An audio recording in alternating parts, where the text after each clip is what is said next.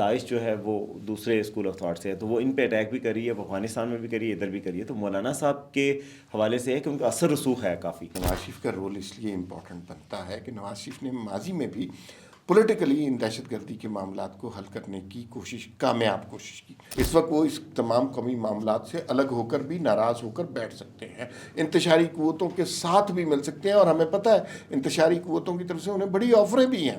میں سمجھتا ہوں بطور ریاست پاکستان اس وقت انڈر اٹیک ہے، اور پاکستان پہ ہر اطراف سے حملے ہو رہے ہیں. ایک ریاست زخمی ریاست کے طور پہ پیش کی جا سکتی ہے اس وقت. برج گر گیا تو وزیر تعمیرات استعفیٰ دے گا، کسی ریل کا حادثہ ہوا تو وزیر ریلوے استعفیٰ دے گا. اس سے اس ملک کے یہ مسائل حل نہیں ہوتے. یہ بات غلط ہے کہ یہ منسٹر صاحب نے یہ کہہ کے تو ایک انتہائی غلط قابل اعتراض بات کی ہے اویس لغاری صاحب نے کہ جی یہ افلوئنٹ لوگ ہیں، امیر لوگ ہیں.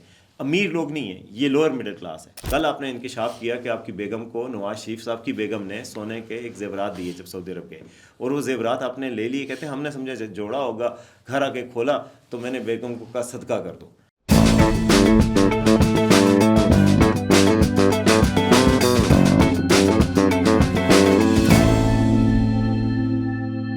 ناظرین السلام علیکم. آج 5 موضوعات پر بات کریں گے. میں اور وسیم عباسی آپ کی خدمت میں وی ٹاک کے پلیٹ فارم سے حاضر ہیں.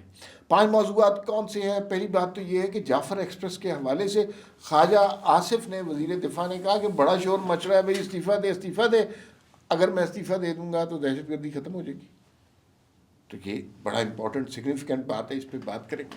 دوسری بات یہ ہے کہ مولانا فضل الرحمان نے ایک بہت بڑی پیشکش کر دی، اور انہوں نے کہا کہ اگر آپ چاہتے ہیں حکومت اسٹیبلشمنٹ مقتدرہ اشرافیہ چاہتے ہیں تو میں افغانستان جا کر یہ جو دہشت گردی والا مسئلہ ہے اس کا کوئی حل پیش کر سکتا ہوں، اور حل میں نواز شریف بھی کنٹریبیوٹ کر سکتے ہیں. یہ بہت امپورٹنٹ بات ہے. سیکیورٹی ایشوز پاکستان میں بڑھتے جا رہے ہیں. پہلے مدتوں بعد یہاں پہ دھماکہ ہوتا تھا، اب ایک دن میں 2 3 سانحات ہو رہے ہیں. اس میں اتنی تیزی آ گئی ہے. اس حوالے سے اب حکومت کو، اسٹیبلشمنٹ کو، فوج کو، سیکیورٹی فورسز کو کچھ کرنا ہے. سولر والا معاملہ بھی چل رہا ہے. جنہوں نے سولر لگوائے ہیں وہ چیخ رہے ہیں، جنہوں نے نہیں لگوائے وہ بجلی کے بلوں کی وجہ سے چیخ رہے ہیں. تو یہ معاملہ کہاں ٹھہرے گا؟ کیا یہ سولرز والوں کے ساتھ وہی سلوک کریں گے جو سلوک انہوں نے سی این جی والوں کے ساتھ کیا؟ اتنے بڑی انویسٹمنٹ کروا دی اور اس کے بعد وہ ساری انویسٹمنٹ ختم ہو گئی. آخر میں ہم ڈسکس کریں گے، ہمارے دوست ہیں ارشاد بھٹی صاحب نے، انہوں نے مولانا طارق جمیل کا انٹرویو کیا. بڑا کنٹروورشل ہو رہا ہے، بڑی اس پہ بات ہو رہی ہے. تو اہم نکات اس انٹرویو کے کیا تھے؟ سب سے پہلے بات کرتے ہیں مولانا فضل الرحمان کی پیشکش کی.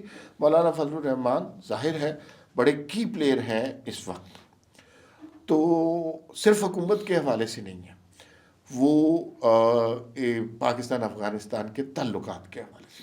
تو اس پیشکش سے کیا مراد لی جا سکتی ہے؟ دیکھیں مولانا فضل الرحمان، جس طرح کہ ہم پہلے بھی کہہ رہے تھے کہ یہ جس طرح کی گھمبیر صورتحال ہے پاکستان کی، سیاستدانوں کو آگے آنا ہوگا، اور سیاستدانوں کے ہی بس کی بات ہے کہ یہ اس معاملے کو نپٹائیں.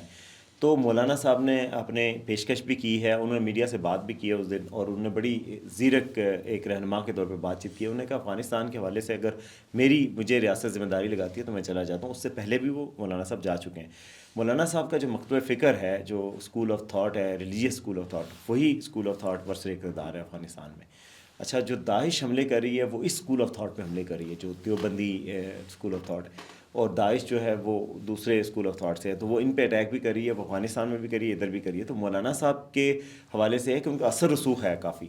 تو وہ کہہ رہے ہیں کہ اگر آپ امریکہ سے بات کر لیتے ہیں، انڈیا سے کبھی کر لیتے ہیں، تو ان سے بھی بات کرنے میں کوئی حرج نہیں، میں چلا جاتا ہوں اور بات کر لیتا ہوں. تو میرے خیال میں یہ بڑی سگنیفیکنٹ ہے، کیونکہ پاکستان دیکھیں کتنے دشمن افورڈ کر سکتا ہے اپنے بارڈرز پہ اور ہر سائڈ پہ. اس وقت ایک ریاست کے طور پہ پاکستان انڈر اٹیک ہے. تو یہ اچھی بات ہوگی کہ مولانا صاحب کی پیشکش کو قبول کیا جائے. مولانا صاحب نے بہت باتیں کی، اس میں ایک بات یہ بھی کی کہ نواز شریف صاحب جو ہے وہ کردار ادا کر سکتے ہیں، اس موجودہ صورتحال میں ان کا کردار بنتا ہے. باقی تو انہوں نے آڑے ہاتھوں لیا شہباز شریف صاحب کو بھی، آصف زرداری صاحب کو بھی، لیکن انہوں نے کہا کہ نواز شریف جو ہے ایک زیرک اور سینئر سیاستدان کے طور پہ کردار ادا کریں. میرے خیال میں اس بات میں بھی وزن ہے کہ نواز شریف صاحب کو کردار ادا کرنا چاہیے, بجائے اس کے کہ وہ لاہور کی جو میئر کے طور پہ جو کردار ہوتے ہیں اور ان کو لاہور کی بیوٹیفیکیشن کے بجائے وہ پاکستان کی حفاظت اور سیکیورٹی کے حوالے سے ایک قائدانہ کردار ادا کریں, مشورے دیں سیکیورٹی کے اداروں کو اور باقی ساروں کو, اور جوڑیں قوم کو, اور اس وقت قوم کی جو ہے ایک فکری رہنمائی بھی کریں. اچھا بھائی, بات یہ ہے کہ نواز شریف کا رول اس لیے امپورٹنٹ بنتا ہے کہ نواز شریف نے ماضی میں بھی پولیٹیکلی ان دہشت گردی کے معاملات کو حل کرنے کی کامیاب کوشش کی. 2008 سے 2013 کا عرصہ آپ کو یاد ہے, ہمارے پاس ماتم, رونا, پیٹنا اور دھماکوں کی خبروں کے علاوہ, تعزیتوں کے, معذرتوں کے علاوہ کچھ نہیں ہوتا تھا. نواز شریف صاحب نے 2013 سے آ کر صورتحال بدلی. بلوچستان کے حوالے سے ان کا رول بہت امپورٹنٹ تھا. ڈاکٹر عبد المالک اور ثناء اللہ زہری کا تعلق نون لیگ سے تھا اس وقت, اور ڈاکٹر مالک کا دوسری پارٹیوں سے تھا, لیکن انہوں نے ڈاکٹر عبد المالک کو پہلے جو ہے وزیر اعلیٰ مقرر کیا, جس سے صورتحال بہتر ہوئی. لیکن مسئلہ یہ ہوا کہ جس وقت ثناء اللہ زہری کی باری آئی, اس وقت پھر اچانک جو ہے وہ ہائیبرڈ نظام اور تبدیلی والا بخار سر پہ چڑھ گیا, اس کا نقصان ہونا شروع ہو گیا. تو نواز شریف دیکھیے, یہ تو میرے خیال میں لوگوں کو دکھانے کے لیے کر رہے ہیں, وہ ایک بڑا زیرک اور بڑے لیول کا سیاستدان ہے. اس سے یہ جو میئر ٹائپ کے کام نہیں کروانے چاہیے, ان کے ذہن سے فائدہ اٹھانا چاہیے. دوسرا, مولانا فضل الرحمان, دیکھیے میں سمجھتا ہوں کہ اس کش میں مولانا صاحب بڑے بے لوس ہو کے کر رہے ہیں, اس لیے کہ ان کے سچی بات ہے بڑے گریونسز ہیں اس حکومت سے, اس اسٹیبلشمنٹ سے. اس لیے وہ سمجھتے ہیں کہ ان کی طاقت کو کم کیا گیا, انتخابی طاقت کو. اس الیکشن میں KPK میں بقول ان کے بہت بڑی دھاندلی کی گئی اور ان کو جان بوجھ کے ہرایا گیا. اس وقت وہ اس تمام قومی معاملات سے الگ ہو کر بھی ناراض ہو کر بیٹھ سکتے ہیں, انتشاری قوتوں کے ساتھ بھی مل سکتے ہیں. اور ہمیں پتہ ہے انتشاری قوتوں کی طرف سے انہیں بڑی آفریں بھی ہیں, وہ ان کے در پہ حاضر بھی ہوتے ہیں. لیکن اگر وہ مصالحت کا اور مصلحت کا کوئی فارمولہ نکال رہے ہیں تو اس کی اس جیسچر کو اپریشیٹ کرنا چاہیے. اب تھوڑا سا بتا دیں کہ خواجہ آصف صاحب نے بیان دیا کہ میرا استعفیٰ لے لیں. یار کیا خواجہ صاحب استعفیٰ دینے لگے, وزیر دفاع استعفیٰ دینے لگا؟ میرا خیال ہے انہوں نے لائٹر نوٹ میں کہا ہے, ان سے سوال کیا گیا کہ جی اپوزیشن کہہ رہی ہے کہ جعفر ایکسپریس میں آپ ذمہ دار ہیں اور آپ استعفیٰ دے دیں, کیونکہ وہ وزیر دفاع ہے نا بیسیکلی, تو انہیں دفاع کرنا تھا اس چیز کا کہ کوئی بھی ہے پاکستان کے دفاع کے حوالے سے ذمہ داریاں ان کی ہیں. تو انہوں نے کہا جی آپ استعفیٰ دے دیں. تو انہوں نے کہا جی میں جو ہے وہ اگر میرے استعفے سے کام ہوتا تو صاف ظاہر ہے خواجہ آصف کے استعفے سے تو بات نہیں بنتی, اور یہ مسئلے کی ذمہ داری ظاہر ہے وہ اٹھا, اگر کہہ بھی رہے ہیں اپوزیشن کو تو وہ ان کو پتہ ہے عذرائے تفنن نہیں کہہ رہے, مطلب ان کا مطلب نہیں ہے ان کا کہ وہ استعفیٰ دیں گے. اور وہ تو خاص طور پہ PTI کو ٹارگٹ کر رہے ہیں. آپ نے دیکھا ہے کہ اسمبلی کے اجلاس میں جب انہوں نے تقریر کی تو انہوں نے سارا ملبہ PTI پہ ڈالا ہے کہ جی آپ نے کیمپین چلائی جب جعفر ایکسپریس جیسا سانحہ ہو رہا تھا, تو آپ لوگ کس طرح سوشل میڈیا پہ لگے ہوئے تھے, تو وہ استعفیٰ کہاں دیں گے؟ کوئی سوال ہی پیدا نہیں ہوتا. یہ ایک میرے خیال ہے ایک پاسنگ کمنٹ. اچھا میرے خیال میں دیکھیے دنیا میں اس طرح ہوتا ہے. ویسے خواجہ صاحب نے یقیناً نہیں ہے, ظاہر ہے کہ ان کے استعفیٰ دینے سے دہشت گردی کا مسئلہ حل نہیں ہوگا, لیکن دنیا میں یہ یقیناً ہوتا ہے کہ کوئی برج گر گیا تو وزیر تعمیرات استعفیٰ دے گا, کسی ریل کا حادثہ ہوا تو وزیر ریلوے استعفیٰ دے گا. اس سے اس ملک کے یہ مسائل حل نہیں ہوتے.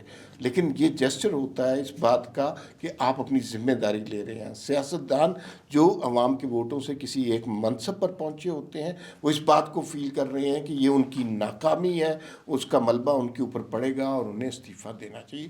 یہ دنیا میں رواج ہے. لیکن پاکستان میں مسئلہ یہ ہے کہ اگر وزیر دفاع دہشت گردی کے واقعات پر استعفیٰ دینے لگے تو یہاں تو ایک دن میں 3 دہشت گردی کے واقعات آ رہے ہیں, آپ دوسرا لے آئیں گے, اگلے دن وہ استعفیٰ دے دے گا.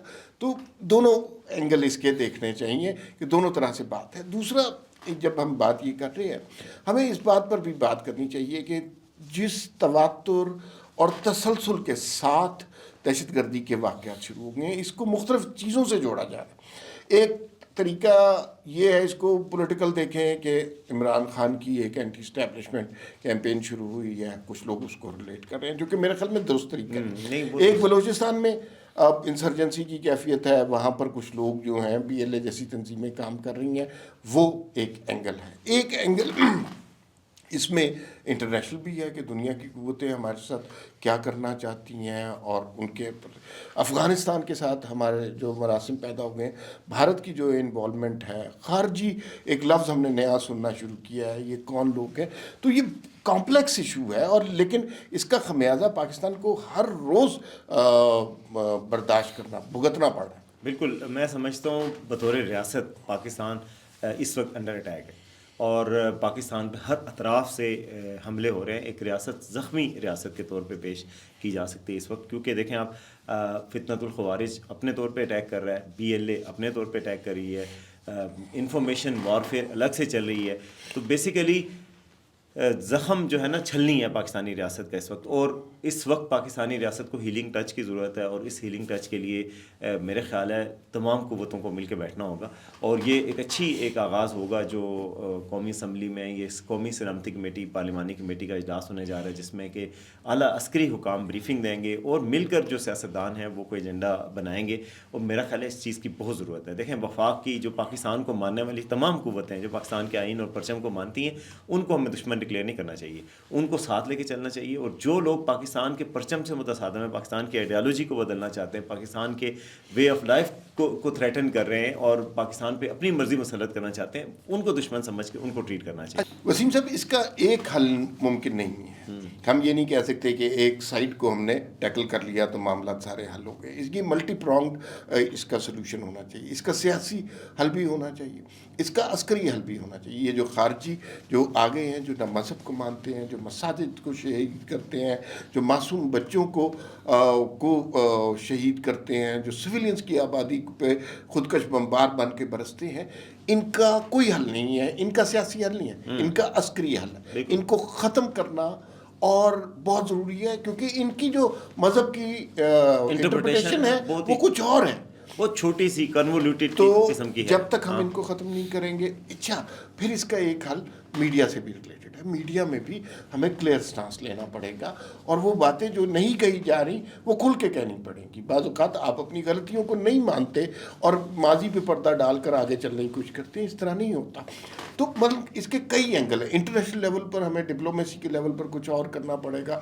کیا دنیا ہماری اگر دہشت گردی کے خلاف یہ جنگ جو پاکستان اور افغانستان میں بپا ہو جاتی ہے، کیا دنیا ہماری مدد کرنے کو تیار ہے؟ تو یہ بھارت سے دنیا کس طرح نمٹنا چاہ رہی ہے؟ وہ بھی ایک بہت بڑا دہشت گرد ملک ہے. تو اس کے بہت سارے اینگلز ہیں جن کو کور کرنا چاہیے. لیکن حکومت پاکستان کو ظاہر ہے اس وقت اس جنگ کا سامنا ہے. اس وقت انہیں یہ چاہیے کہ لوگوں کی سمپتی حاصل کریں، اپنے عوام کی اپنے حق میں نعرے لگوائیں.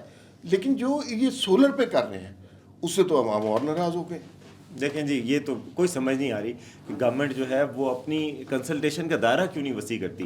اب آپ دیکھیں کہ سولر پہ پاکستان میں کوئی 2,83,000 کے قریب سولر کے صارفین ہیں، اور سولر کی پالیسی انہی کی نون لیگ کے دور میں آئی تھی، اور اس میں کہا گیا تھا کہ جی آپ سولر لگوائیں، نیٹ میٹرنگ کریں، بجلی بنائیں، ہمیں بھی دیں، کیونکہ بجلی کا ایک کرائسس ہے اور یہ کلین انرجی ہے. آپ اپنی چھت استعمال کرتے ہیں، چھت پہ اپنا وہ لگاتے ہیں. لوگوں نے انویسٹمنٹ کی، کسی نے 10 لاکھ، کسی نے 15 لاکھ، کسی نے 20 لاکھ تک. اور یہ بات غلط ہے کہ یہ منسٹر صاحب نے یہ کہہ کے تو ایک انتہائی غلط قابل اعتراض بات کی ہے اویس لغاری صاحب نے کہ جی یہ افلوئنٹ لوگ ہیں، امیر لوگ ہیں. امیر لوگ نہیں ہیں، یہ لوور مڈل کلاس ہے. امیر لوگوں کو بل کی کوئی پرواہ نہیں ہوتی، ان کو تو دیکھتے بھی نہیں بل کو کہ بل کیا آ رہا ہے. تو جو بل سے ڈر رہے ہیں وہ غریب لوگ ہوں گے نا. وہ امیر کتنے ایک ہوں گے؟ وہ صرف کوئی قرضہ پکڑ رہا ہے. بینکوں نے یہ رعایت دی تھی کہ 7% لون انٹرسٹ ریٹ پہ آپ لون لے لیں. کسی نے اس طرح قرضے پکڑے، کسی نے دوستوں سے قرضے پکڑے، کسی نے کیا کیا. اور وہ آپ نے 5 مرلے کے گھروں پہ آپ سولر سسٹم لگے ہوئے دیکھ لیں گے، 10 مرلے کے سسٹم پہ لگے دیکھ لیں گے. تو وہ آیا، مگر اب حکومت نے کہا ہے کہ جی ان کو جو ہم نے کمٹمنٹ پہلے کی تھی اب ہم اس سے پیچھے ہٹ رہے ہیں. اب سولر آپ نہ لگوائیں. جب سولر پینل سستے ہوئے، سسٹم سستے ہوئے، لوگوں نے لگوانے شروع کیے، کیونکہ بجلی مہنگی ہو گئی تھی. یا تو اب بجلی اتنی سستی کرتے کہ لوگ لگواتے ہی نہ، انویسٹمنٹ ہی نہ کرتے. بجلی مہنگی ہوئی، لوگوں نے کہا کلین انرجی لگائیں. اور پاکستان کے سسٹم میں کوئی 3 سے 4 ہزار میگا واٹ بجلی ادھر سے آتی ہے. یہی وجہ ہے، سولر ہی وجہ ہے کہ لوڈ شیڈنگ پاکستان میں ختم ہو رہی ہے. اب اس پچھلے سال لوڈ شیڈنگ کا آپ نے شور نہیں سنا ہوگا اس گرمیوں میں، اب بھی نہیں سنیں گے. اس کی وجہ یہ ہے کہ لوگ بنا رہے ہیں. تو گورنمنٹ کو ہے کہ جی کیپیسٹی پیمنٹ کرنی ہے. ہم نے کچھ بڑی کمپنیوں سے معاہدے کر لیے ہیں، ان کمپنیوں کو لازمی پیسے دینے ہیں تو ان غریبوں کو پیسے نہیں دینے, ان کو 10 روپے یونٹ دینا ہے جو کہ 27 روپے یونٹ طے ہوا تھا, اب 27 کے بجائے وہ کہہ رہے ہیں 10 روپے یونٹ دیں گے. آپ کی وجہ سے 90 پیسے کا کنزیومر پہ بوجھ پڑ رہا ہے, اس وجہ سے ہم آپ کی بجلی مہنگی کر رہے ہیں. اور سولر جو ہے پریکٹیکلی اب وہ لوگوں کے لیے اتنا افیکٹو نہیں رہا. جو لوگ 4-5 سال میں اپنے پیسے پورے کر لیتے اب 8-10 سال میں پیسے پورے کریں گے, اور ان کا بھی بل آئے گا, جو ہر بندہ اس کا بل آئے گا. تو یہ ایک پالیسی ہے جس سے لوگ تنگ آئے ہیں اور جس سے حکومت کی بھی ایک ساکھ خراب ہوئی. اچھا دیکھیے, سولر کے حوالے سے بالکل یہی ہوا تھا سی این جی کے معاملے میں. لوگوں نے اپنی گاڑیوں میں انویسٹمنٹ کر لی, گاڑیوں میں وہ سی این جی کے کٹس لگوا لی ہیں, سی این جی پمپ کھل گئے, جس کے پاس زیادہ پیسے تھے اس نے کھول لی, اور آہستہ آہستہ سی این جی ختم ہو گئی. اب جو ہونا یہ چاہیے, یہ حکومت کے کہنے پر, آپ کو پتہ تھوڑے عرصے پہلے سولر کو انکریج کیا جا رہا تھا لوگوں کو, اور یہ لوگوں کے ذاتی پیسے ہیں. یہ سولر کے جتنے بھی صارفین ہیں یہ حکومت پر مقدمہ کر سکتے ہیں اور یہ کورٹ میں جا سکتے ہیں کہ آپ پہلے 27 روپے, آپ حکومت کا انرجی کرائسس ختم کر رہے ہیں. حکومت نے چونکہ آئی بس ایک چیز میں حکومت کی اس میں یہ کہوں گا ڈیفینس میں, کہ انہوں نے کہا جو پہلے سے لگا چکے ہیں صارفین 7 سال کا, ان کو ٹائم ہے گریس پیریڈ, جو اب لگوائیں گے ان کو مسئلہ ہوگا. لیکن اس حل تو آئی پی پیز کے معاہدوں کو ری نیگوشیٹ کرنا ہے. سولر کے صارفین پر کریک ڈاؤن کرنا نہیں ہے, چونکہ حکومت کی کیپیسٹی اس پہ نہیں ہے, ہمت نہیں ہے, اتنا تڑ نہیں ہے, غریب آدمی پہ چلتا ہے. اور یہ بات آپ نے بالکل صحیح کی ہے کہ سولر غریب آدمی, مڈل کلاس آدمی استعمال کر رہا ہے, امیر آدمی کو کیا ضرورت ہے سولر کی. تو یہ مڈل کلاس پہ کریک ڈاؤن کر رہے ہیں ان حالات میں, جبکہ عوام کی سپورٹ کی ضرورت ہے حکومت کو.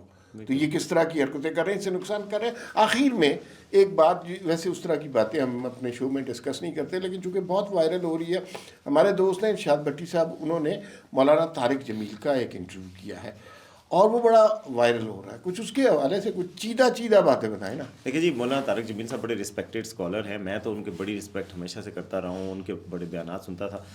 لیکن کچھ عرصے سے وہ سیاست میں کافی حد تک انٹری دے چکے ہیں. وہ انڈورسمنٹ دیتے ہیں, سیاسی انڈورسمنٹ, جو کہ ایک اس طرح کے آدمی کو نہیں دینی چاہیے, کہ نان کنٹروورشل تھے وہ ہمیشہ سے.